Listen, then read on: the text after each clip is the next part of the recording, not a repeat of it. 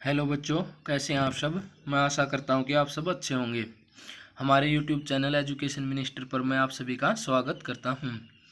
तो आज हम शुरू करेंगे जो 8वीं कक्षा की भूगोल की पाठ्य पुस्तक का तीसरा अध्याय है, उसका दूसरा भाग। हमारा देखिए चैप्टर था खनिज और शक्ति संसाधन, यानी कि खनिज और पावर रिसोर्सेज, यानी मिनरल एंड पावर रिसोर्सेज। तो हमने यहाँ तक कर लिया था कि किस महाद्वीप पर कौन सा खनिज पाया जाता है, कौन से मिनरल्स पाए जाते हैं। तो आज हम शुरू करेंगे खनिजों के उपयोग से। देखिए जो हेडलाइंस हैं मैं आपको साथ के साथ इनको इंग्लिश में बताता हूँ कि ताकि आपको इंग्लिश में भी ये ध्यान रहे। देखिए पूरा चैप्टर इंग्लिश में बताने से आपको ज़्यादा फायदा नहीं होगा, लेकिन हेडलाइंस को आप साथ के साथ इंग्लिश में ज़रूर याद रखें, इनके टू इंग्लिश वर्ड मीनिंग्स। तो देखिए खनिजों का उपयोग। खनिजों का उपयोग यानी कि यूज ऑफ मिनरल्स, इसको हम इंग्लिश में क्या बोलेंगे, यूज ऑफ मिनरल्स। देखिए खनिजों का उपयोग हम कहाँ पर करते हैं। खनिजों का उपयोग कई उद्योगों में होता है। रत्नों के लिए प्रयोग किए जाने वाले खनिज प्राय कठोर होते हैं। देखिए हम खनिजों का प्रयोग कहाँ करते हैं, हमारे उद्योगों में करते हैं, इंडस्ट्रीज में करते हैं, आभूषण बनाने में करते हैं, जो हम पहनने के लिए करते हैं। सोने चांदी के आभूषण वो किस चीज़ से बने होते हैं, खनिजों से बने होते हैं। तो जो तांबा एक अन्य धातु है जिसका उपयोग सिक्के से लेकर पाइप तक प्रत्येक वस्तु में किया जाता है। देखिए तांबे के हम सिक्के बनाते हैं, पाइप भी आती है और तांबे के बर्तन भी आते हैं। तो तांबे का प्रयोग भी हम बहुत तरह से करते हैं। कंप्यूटर उद्योग में प्रयुक्त होने वाला सिलिकॉन क्वार्ट्ज से प्राप्त किया जाता है। यानी कि जो कंप्यूटर उद्योग में आज हम देख रहे हैं, mobile, computer, microchips, mobile SIM, सब कुछ किस चीज़ से बनता है, ये सिलिकॉन से बनता है। और सिलिकॉन किस से प्राप्त होता है, क्वार्ट्ज नाम का जो खनिज है उससे प्राप्त होता है। तो देखिए खनिजों के इतने उपयोग हैं, अगर आप सभी उपयोग गिनने बैठ जाएंगे तो आपसे गिने भी नहीं जाएंगे। तो यहाँ पर हमने मोटे मोटे जो वो दिए गए हैं, मोटे तौर पर बताया गया कि हम खनिजों का कहाँ पर प्रयोग करते हैं। एल्युमिनियम जिसे उसके एशक बाइक्साइड से प्राप्त किया जाता है, उसका उपयोग ऑटोमोबाइल, हवाई जहाज, बोतलबंदी उद्योग, भवन निर्माण और रसोई बर्तन तक में होता है। यानी कि जो एल्युमिनियम के बर्तन भी हमें देखने को मिलते हैं, हवाई जहाजों में भी इसका प्रयोग होता है। आजकल एल्युमिनियम के दरवाजे और खिड़कियां भी बनने लगे हैं। तो हम बहुत ज़्यादा प्रयोग कर रहे हैं किस चीज़ का, खनिजों का, हमारी डेली टू डेली लाइफ में। अब नेक्स्ट खनिजों का संरक्षण, यानी कि कंजर्वेशन ऑफ मिनरल्स। इंग्लिश में क्या बोलेंगे, कंजर्वेशन ऑफ मिनरल्स। देखिए हम खनिजों को कैसे बचा सकते हैं। देखिए हम बहुत ज़्यादा यूज कर रहे हैं, एक दिन क्या होगा कि खनिज खत्म हो जाएंगे, इसलिए हमें क्या करना चाहिए, इनको बचाना चाहिए पुनः इनका प्रयोग करके। जैसे खनिज अनवीकरणीय संसाधन, यानी कि अनवीकरणीय संसाधन आप पहले पढ़ चुके हैं फर्स्ट चैप्टर में, और अगर आप वीडियो पर नए हैं तो प्लेलिस्ट में जाकर फर्स्ट चैप्टर पढ़ें, जिसमें हमने खनिज कितने प्रकार के होते हैं उनके बारे में अच्छे से समझाया है। खनिजों के निर्माण और संचयन में हजारों वर्ष लगते हैं। यानी कि खनिजों को बनने में कितने हजारों लाखों वर्ष लग जाते हैं। वो धरती के नीचे दबकर बहुत ही रासायनिक क्रियाओं द्वारा उनका निर्माण होता है। मानवीय उपभोग की दर की तुलना में निर्माण की दर बहुत धीमी है। यानी कि हम बहुत ज़्यादा उपयोग कर रहे हैं, लेकिन जो पृथ्वी में बन रहे हैं नए खनिज वो बहुत धीमी मात्रा में बन रहे हैं। खनन की प्रक्रिया में बर्बादी को घटाना आवश्यक है। यानी कि खनन की प्रक्रिया में बर्बादी होती है किस चीज़ की, खनिजों की। धातुओं का पुनर्चक्रण एक अन्य तरीका जिससे खनिजों को संरक्षित किया जा सकता है। यानी कि पुनर्चक्रण, देखिए मान लीजिए हम हमारे पास कोई लोहे की वस्तु थी या वो लोहे की कोई भी चीज़ थी, तो हमने क्या किया, उसका यूज करते रहे, वो अंत में क्या हुआ, खराब हो गई। तो खराब होने के बाद हम उससे क्या किया, हमने उसको कबाड़ी को बेच दिया। कबाड़ी उसको क्या करेगा, उद्योगों में बेच देगा, जिससे कि पुनः उससे कोई नई चीज़ बनाई जा सके। यानी कि मान लीजिए आज उस लोहे से हमने कोई बर्तन बनाया हुआ था, लेकिन कल उस लोहे का प्रयोग किसी ऑटोमोबाइल बनाने में हो सकता है। तो इस प्रकार हम क्या कर सकते हैं, खनिजों का पुनर्चक्रण कर सकते हैं। नेक्स्ट देखिए शक्ति संसाधन। शक्ति संसाधन से हमारा अभिप्राय है पावर रिसोर्सेज, जिनसे हमें पावर मिलती है, शक्ति मिलती है। देखिए खनिजों का हमारा चैप्टर जो आप चैप्टर था कंप्लीट हो चुका है। आज हम पढ़ेंगे अब शक्ति संसाधन। शक्ति संसाधन यानी कि जिससे हमें शक्ति मिलती है। जैसे पेट्रोलियम नहीं, पेट्रोल या डीजल से हमारे साधनों को शक्ति मिलती है। मोबाइल नहीं, मोटर कार, मोटरसाइकिल, इनको किस चीज़ से एनर्जी मिलती है, पावर मिलती है, पेट्रोल और डीजल से। इसी प्रकार ये शक्ति संसाधन है। सन्नी की माँ अपने दिन की शुरुआत गाइटर का बटन दबाने से करती है। वह सन्नी को जगाने से पहले उसके विद्यालय की वर्दी पर इस्त्री करती है। यानी कि जो सन्नी है, कोई नाम का लड़का है, उसकी माँ ये सब काम करती है। वो उसको जगाती है, उसकी वर्दी पर इस्त्री यानी कि प्रेस करती है। इसके बाद वह उनके लिए ब्लेंडर में एक गिलास संतरे जूस तैयार करने के लिए रसोई घर में तेजी से पहुंचती है, यानी कि उसकी माँ जो उसको जूस पिलाती है, उसके कपड़े को प्रेस करती है सन्नी को। सन्नी, क्या आपने स्नान कर लिया? आओ अपना नाश्ता करो। सन्नी के लिए गैस स्टोव पर नाश्ता बनाते हुए उसकी माँ पुकारती है, यानी कि उसकी माँ ने सन्नी को आवाज़ लगाई कि आपका नाश्ता तैयार है, जल्दी से आओ और खा लो, इस कहीं स्कूल में देरी ना हो जाए। विद्यालय जाते समय सन्नी बत्तियों और पंखों के बटन बंद करना भूल जाता है। माँ उन बटनों को बंद करते समय सोचती है कि शहरों में जीवन आरामदायक प्रतीत होता है, लेकिन विद्युत उपकरणों जो सभी बिजली की खपत करते हैं पर अधिक से अधिक निर्भरता मांग और पूर्ति के बीच विशाल अंतर पैदा कर रही है। यानी कि जो सन्नी है उस क्या दिखाया गया, वो लापरवाह है। वो स्कूल में जाते समय अपने जो कमरा था उसके पंखे और बिजली चालू छोड़ देता है, और उसकी माँ क्या करती है, उनको बंद करती है और सोचती है कि बिजली की खपत बहुत अधिक हो रही है। विज्ञान प्रौद्योगिकी के नए प्रचालन से जीवन शैलियों में बहुत तेजी से परिवर्तन आ रहे हैं। यानी कि देखिए, हम डेली टू डेली लाइफ में पहले क्या होता था, बिजली नहीं होती थी, पंखे नहीं होते थे, मोटरसाइकिल, कार, हवाई जहाज नहीं होते थे, लेकिन अब ये सब चीज़ें होती हैं। फिर मोबाइल आया, तो इन चीज़ों से क्या हुआ, हमारे जीवन में बहुत तेज़ी से परिवर्तन आ रहे हैं, हमारे जीवन जीने का तरीका बदल रहा है। शक्ति अथवा ऊर्जा हमारे जीवन में बहुत महत्वपूर्ण भूमिका निभाते हैं। यानी कि जो शक्ति यानी कि ऊर्जा है वो हमारे जीवन का एक अभिन्न अंग बन चुके हैं। हमें उद्योग, कृषि, परिवहन, संचार और प्रतिरक्षा के लिए भी शक्ति की आवश्यकता होती है। देखिए कहाँ कहाँ पर हमें शक्ति की आवश्यकता होती है, इन सभी के उदाहरण दिए गए हैं। ऊर्जा संसाधनों को विस्तृत रूप से परंपरागत और गैर परंपरागत संसाधनों में वर्गीकृत किया गया है। यानी कि जो ऊर्जा संसाधन है उनको दो भागों में बांटा गया है, एक परंपरागत स्रोत, एक गैर परंपरागत। देखिए इंग्लिश में इसको बोलते हैं, जो परंपरागत स्रोत है इनको बोलते हैं कन्वेंशनल सोर्सेज, और गैर परंपरागत को नॉन कन्वेंशनल सोर्सेज। यानी कि इसको दो भागों में बांटा गया है। आइए हम शुरू करते हैं परंपरागत स्रोत से, यानी कि कन्वेंशनल रिसोर्सेज से या सोर्सेज से। ऊर्जा के परंपरागत स्रोत वे हैं जो लंबे समय से सामान्य उपयोग में लाए जा रहे हैं। ईंधन एवं जीवाश्म ईंधन परंपरागत स्रोत ऊर्जा के दो मुख्य स्रोत हैं। यानी कि जो ईंधन यानी कि लकड़ी और जीवाश्म ईंधन यानी कि कोयला, ये प्रमुख क्या है, ये प्रमुख दो खनिज हैं। लेकिन वैसे तो बहुत ज़्यादा खनिज है, लेकिन प्रमुख ये हैं, और ये बहुत समय से हम प्रयोग करते आ रहे हैं, बहुत लंबे समय से। अब हम पढ़ते हैं ईंधन यानी कि लकड़ी, इसको क्या बोलते हैं, फायरवुड।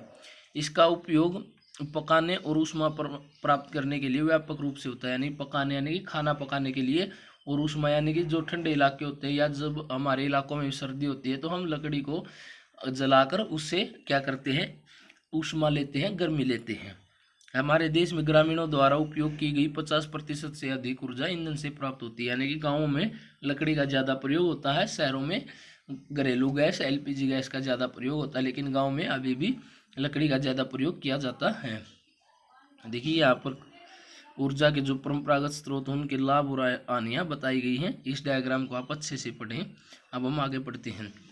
पौधों और जानवरों के अवशेष जो लाखों वर्षों तक धरती के अंदर दबे थे, ताप और दाब के प्रभाव से जीवाश्म ईंधनों में परिवर्तित हो गए हैं। यानी कि ये देखिए प्रक्रिया बताई गई है कि कोयला कैसे बना। जो पौधों और जानवरों के अवशेष थे यानी कि जो धरती में दब गए थे, उनसे किस चीज़ का निर्माण हुआ है, उससे जीवाश्म ईंधनों का, यानी कि कोयले का। सबसे ज़्यादा जीवाश्म ईंधन में कौन सा स्रोत होता है, कोयला। कोयले के बाद क्या सा आता है, पेट्रोलियम। तो उनका निर्माण कैसे हुआ, लाखों वर्षों में दबे रहने से हुआ है। उसके बाद है जैसे कोयला, पेट्रोलियम और प्राकृतिक गैस ऊर्जा के मुख्य स्रोत हैं, यानी कि इनके उदाहरण दिए गए हैं। इन खनिजों के भंडार सीमित हैं। विश्व की बढ़ती जनसंख्या जिस दर से इनका उपयोग कर रही है इनके निर्माण की दर से कहीं अधिक है। यानी कि इनके जो भंडार हैं वो सीमित हैं, यानी कि ये ज़्यादा नहीं है, ये ख़त्म भी हो सकते हैं, और हम इनका प्रयोग बहुत ज़्यादा कर रहे हैं, इसलिए शीघ्र भी समाप्त होने वाले हैं। नेक्स्ट है कोयला। कोयले को इंग्लिश में क्या बोलते हैं, कोल, COAL, कोल यानी कि कोयला। कोयला हम कहाँ कहाँ यूज़ करते हैं, हम कोयले को रेल चलाने के लिए, बिजली बनाने के लिए, घरों में भी यूज़ करते हैं। आइए हम इसके बारे में पढ़ते हैं। यह बहुतायत में पाया जाने वाला जीवाश्म ईंधन है, यानी कि ये जीवाश्म ईंधन सबसे ज़्यादा मात्रा में पाया जाता है अन्य ईंधनों की अपेक्षा। इसका उपयोग घरेलू ईंधन उद्योगों में जैसे लोहा और इस्पात, वाष्प इंजन यानी कि भाप के इंजनों में और विद्युत उत्पन्न करने में किया जाता है। कोयले से प्राप्त विद्युत को हम तापीय ऊर्जा कहते हैं, यानी कि जो थर्मल पावर होती है वो हमें कोयले से ही मिलती है। थर्मल पावर प्लांट आप सभी ने देखे होंगे या उनके बारे में सुना होगा। कोयला जिसका हम आज उपयोग कर रहे हैं वो लाखों वर्ष पूर्व विशाल फर्न और दलदल के पृथ्वी की परतों में दबने से बना है। यानी कि क्या हुआ कि बहुत सारे जंगल या पेड़ पौधे थे वो क्या हुए, दबते रहे मिट्टी में, और उनसे क्या हुआ, कोयले का निर्माण हुआ। कोयला इसलिए अंतर्हित धूप के रूप में जाना जाता है, यानी कि कोयले का नाम दिया गया है अंतर्हित धूप के रूप में किसे जाना जाता है, कोयलों को जाना जाता है। नेक्स्ट है हमारा कि विश्व में अग्रणी कोयला उत्पादक देशों में चीन, अमेरिका, जर्मनी, रूस, दक्षिण अफ्रीका और फ्रांस है। भारत के कोयला उत्पादक क्षेत्रों में रानीगंज पश्चिम बंगाल में तथा जरिया धनबाद और बोकारो झारखंड में है। यानी कि ये क्या बताए गए हैं, ये कोयला उत्पादन के क्षेत्र बताए गए हैं विश्व में तथा भारत में कौन से क्षेत्र हैं। नेक्स्ट है जो पेट्रोलियम, यानी कि पेट्रोलियम को हम किस प्रकार से यूज करते हैं। देखिए पेट्रोलियम एक कच्चा पदार्थ होता है, इससे हम क्या बनाते हैं, पेट्रोल, डीजल, तारकोल, मिट्टी का तेल, ये सभी पेट्रोलियम से निकलते हैं। यानी कि पेट्रोलियम एक अलग पदार्थ है, पेट्रोल डीजल ये अलग पदार्थ है, ये पेट्रोलियम से ही निकाले जाते हैं। पेट्रोल जिसे आपकी कार चलती है और तेल जो आपकी साइकिल को चरमराने से रोकता है, दोनों की शुरुआत गाढ़े काले द्रव से होती है जिसे पेट्रोलियम कहते हैं। यानी कि पेट्रोलियम कैसा होता है, गाढ़ा होता है और काले रंग का होता है, इससे हम बहुत चीज़ें निकालते हैं। यह सैलों की परतों के मध्य पाया जाता है। इसका वेधन अपतटीय व तटीय क्षेत्रों में स्थित तेल क्षेत्रों में किया जाता है। यानी कि वेधन का मतलब होता है इसको वहाँ से निकाला जाता है। ये तटीय क्षेत्र यानी कि समुद्री तटीय इलाकों में ज़्यादा पाया जाता है और अपतटीय यानी कि अतटीय इलाकों में भी पाया जाता है। तदुपरांत इसे परीक्षणशाला में भेजा जाता है। देखिए यानी कि जैसे जो तेल कच्चे तेल से पेट्रोल डीजल बनाती हैं उन इंडस्ट्रीज में इसको भेजा जाता है, जहाँ इसे पेट्रोलियम को अन्य उत्पाद बनाए जाते हैं जैसे डीजल, पेट्रोल, मिट्टी का तेल, मोम, प्लास्टिक और स्नेहक तैयार किए जाते हैं। यानी कि ये सब की चीज़ें बनते हैं पेट्रोलियम से बनते हैं, इनके बारे में हमने पढ़ा। पेट्रोलियम और इससे बने उत्पादों को क्या कहा जाता है, काला सोना कहा जाता है। पेट्रोलियम को क्या कहते हैं हम, काला सोना, क्योंकि कैसे रंग का होता है, काले रंग का होता है, इसलिए इसे हमें काला सोना नाम दिया है क्योंकि ये बहुत अधिक मूल्यवान है। पेट्रोलियम के मुख्य उत्पादक देश ईरान, इराक, सऊदी अरब और कतर हैं। यानी कि ये जो 4 देश हैं इनमें बहुत ज़्यादा पेट्रोलियम पाया जाता है। अन्य मुख्य उत्पादक अमेरिका, रूस, वेनेजुएला और अल्जीरिया हैं। यानी कि इन देशों में भी ये बहुत ज़्यादा मात्रा में पाया जाता है। भारत में मुख्य उत्पादक क्षेत्र देखिए भारत में कहाँ पर पाया जाता है, यानी कि भारत में मुख्य उत्पादक देश कौन से हैं, असम में यानी कि डिगबोई, मुंबई में बॉम्बे आई तथा कृष्णा और कावेरी नदियों के डेल्टा में पाया जाता है। नेक्स्ट जो है हमारा प्राकृतिक गैस यानी कि नेचुरल गैस इसको इंग्लिश में बोलते हैं। तो ये कहाँ पर पाई जाती है, प्राकृतिक गैस पेट्रोलियम निक्षेपों के साथ पाई जाती है तथा निर्मुक्त होती है। यानी कि जहाँ पर पेट्रोलियम पाया जाता है वहीं पर प्राकृतिक गैस भी पाई जाती है और इसे भी वहीं से निकाला जाता है। इसका प्रयोग कहाँ पर किया जाता है, घरेलू और वाणिज्यिक ईंधनों के रूप में किया जाता है। यानी कि वाणिज्यिक क्या होता है, कमर्शियल यूज, और घरेलू यानी कि एलपीजी का सिलेंडर आप सभी देखते हैं वो कैसी गैस होती है, प्राकृतिक गैस होती है। रूस, नॉर्वे, यूके और नीदरलैंड प्राकृतिक गैस के प्रमुख उत्पादक देश हैं। तो इन देशों के नाम दिए गए हैं। अब भारत में ये कहाँ पर पाई जाती है, भारत में जैसलमेर, कृष्णा गोदावरी डेल्टा, देखिए कृष्णा गोदावरी डेल्टा में पेट्रोलियम भी था और वहाँ पर ये गैस भी पाई जाती है। मुंबई के कुछ अपतटीय क्षेत्रों में प्राकृतिक गैस के संसाधन, विश्व के बहुत कम देशों के पास प्राकृतिक गैस के अपने पर्याप्त भंडार है। यानी कि ये बहुत कम मात्रा में है और कुछ ही देशों में पाई जाती है। हमारे द्वारा जीवाश्म ईंधनों का उपभोग की तीव्र वृद्धि ने चिंताजनक दर से इन्हें समाप्ति पर पहुंचा दिया। यानी कि हमने इतने ज़्यादा प्रयोग कर रहे हैं ईंधनों का कि ये खत्म होने का मतलब है कि ये धरती में जहाँ पर हमें मिलते थे वहाँ से भी समाप्त होने वाले हैं। कुछ समय बाद हमें पेट्रोल या डीजल देखने को नहीं मिलेगा। कुछ वर्षों पश्चात, मान लीजिए 100 वर्षों पश्चात क्या होगा, धरती से पेट्रोल और डीजल, प्राकृतिक गैस सब खत्म हो जाएंगे। तो इनके अनियंत्रित उपयोग को हमें रोकना चाहिए और इनको बचाना चाहिए। हमारा ध्यान ऊर्जा के विभिन्न गैर परंपरागत स्रोतों के दोहन की ओर बढ़ाया जाना चाहिए, जो कि जीवाश्म ईंधनों के सस्तर विकल्प हैं। यानी कि जो गैर परंपरागत स्रोत हैं, मान लीजिए जैसे हम सोलर एनर्जी को यूज करना चाहिए, सूर्य की ऊर्जा को सोलर प्लेट लगाकर या कैसे भी उसको यूज करना चाहिए, क्योंकि ये कभी ना खत्म होने वाली ऊर्जा है, क्योंकि सूर्य हर रोज निकलता है और हम हर रोज इसका प्रयोग कर सकते हैं। तो इस प्रकार से हमें उनका प्रयोग ज़्यादा करना चाहिए जीवाश्म ईंधनों की अपेक्षा। जो हमारा नेक्स्ट जो टॉपिक है वो है जल विद्युत। जल विद्युत को इंग्लिश में क्या बोलते हैं? इसको बोलते हैं हाइडल एनर्जी। क्या बोलते हैं? इसको हम बोलेंगे हाइडल एनर्जी या हाइडल पावर। ये इसके बारे में पढ़ते हैं। बांधों में वर्षा जल अथवा नदी जल ऊंचाई से गिराने के लिए संग्रहित किया जाता है। यानी कि बांध बनाए जाते हैं, बांधों के बारे में आप सब जानते हैं। और उसको क्या करते हैं, बहुत ऊंचाई से पानी छोड़ा जाता है, जिससे क्या होता है कि नीचे टरबाइन लगा दिया जाता है और वो टरबाइन घूमता है, जिससे बिजली बनती है। देखिए मैं एक डायग्राम के द्वारा आपको समझाता हूँ। मान लीजिए ये कोई बांध है, यहाँ से नदी आ रही थी, हमने ये बांध बना लिया, तो हम यहाँ से पानी गिराएंगे और पानी ऐसे गिरेगा तो रास्ते में हम क्या लगा देंगे, यहाँ पर टरबाइन लगा देंगे जो ऐसे पानी के साथ घूमेगा और क्या होगी, यहाँ पर जनरेटर होगा जिससे बिजली उत्पन्न होगी और तारों के द्वारा हम इसे अपने क्षेत्रों तक पहुँचा देंगे। तो इसके बारे में आप समझें। बांध के अंदर पाइप के द्वारा बहता है, यानी कि जो बांध के द्वारा पानी पाइप के द्वारा बहता है। जल बांध के नीचे स्थित टरबाइन के ऊपर गिरता है, यानी कि जो टरबाइन हमने लगाया, मैंने आपको बताया था कि उसके ऊपर गिरता है। घूमते हुए ब्लेड जनरेटर से विद्युत के लिए घुमाते हैं, यानी कि पीछे जनरेटर लगा होता है जिससे कि वो भी घूमता है टरबाइन के साथ। और यह विद्युत क्या कहलाती है? यह जल विद्युत कहलाती है, यानी कि पानी द्वारा बनाई गई बिजली। जल विद्युत से मतलब होता है जो बिजली पानी का उपयोग करके बनाई गई हो।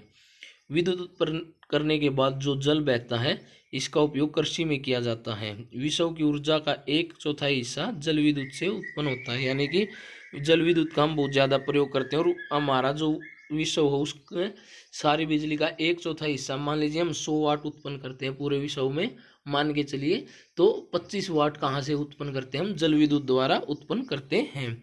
विश्व में जल विद्युत के प्रमुख देश कौन से हैं? देखिए नाम दिए गए हैं, नॉर्वे, ब्राजील, पाराग्वे और चीन, यानी कि ये 4 देश हैं। और भारत में कहाँ कहाँ पर इसका प्रयोग किया जाता है? सबसे पहले भाखड़ा नंगल बांध। भाखड़ा नंगल बांध कहाँ पर है? ये पंजाब में है और इसका वहाँ पर टरबाइन लगाए हुए हैं। गांधी सागर, नागार्जुन और दामोदर नदी घाटी परियोजना में इसका प्रयोग किया जाता है। तो ये भारत में क्या बताए गए हैं कि भारत में कहाँ कहाँ पर इसका प्रयोग करते हैं हम। तो आज के लिए हम इतना ही करेंगे। इस चैप्टर का बचा हुआ भाग हम अगली वीडियो में करेंगे, जिससे कि आपको कोई परेशानी ना हो। हम आपको नहीं चाहते कि आपके ऊपर लोड पड़े, इसलिए हम आपको थोड़ा थोड़ा करवा रहे हैं। और बुक से भी आप इसको ध्यान से पढ़ें और कुछ दिनों बाद हम इसकी क्वेश्चन आंसर सीरीज भी सिलेबस के साथ साथ आपको उपलब्ध करवा देंगे। ओके, थैंक यू दोस्तों।